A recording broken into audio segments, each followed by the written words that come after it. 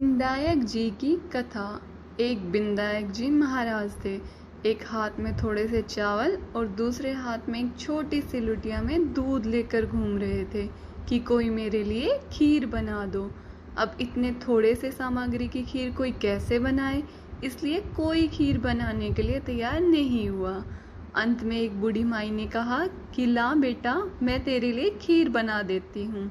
विनायक जी महाराज को अंदर बिठाकर बूढ़ी माई बाहर जाने लगी तो विनायक जी महाराज पूछने लगे कि बूढ़ी माई कहाँ जा रही हो। इस पर बुढ़िया माई ने कहा कि बेटा, तुम्हारे लिए खीर बनाने के लिए बर्तन मांगने जा रही हूँ।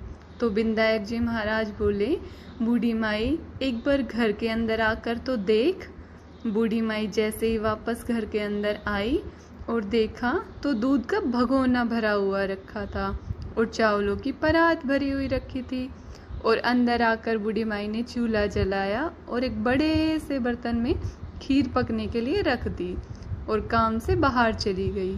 खीर में उबाल आ गया और खीर बाहर निकलने लगी तो बूढ़ी माई की बहू ने कटोरा भर लिया और घर के दरवाजा बंद कर गणेश जी को छींटा लगाकर खीर खाने लगी। थोड़ी देर बाद बूढ़ी माई जब बाहर से अपना काम खत्म कर आई और विनायक जी महाराज से बोलने लगी कि बेटा, खीर बन गई है, आओ आकर खा लो। इस पे विनायक जी महाराज बोले कि माई, मैंने तो खीर तभी खा ली थी जब तेरी बहू ने छींटा दिया था। अब बूढ़ी माई ने अपने बहू से पूछा कि उसने खीर झूठी क्यों की। तो बहू बोलने लगी कि सासू माँ, खीर बाहर निकलने लगी थी तो मैंने कटोरे में भरकर खा ली और गणेश जी को भी खिला दी थी। फिर कि महाराज, अब इस खीर का मैं क्या करूं।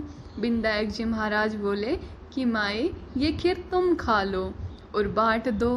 बूढ़ी माई कितनी खीर खा सकती थी भला, तो बूढ़ी माई ने खीर बांटनी शुरू कर दी।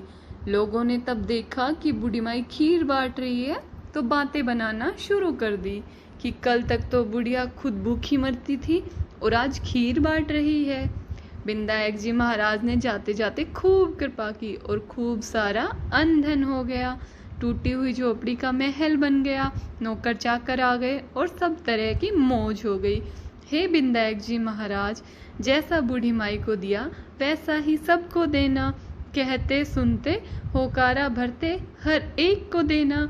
जय विनायक जी महाराज।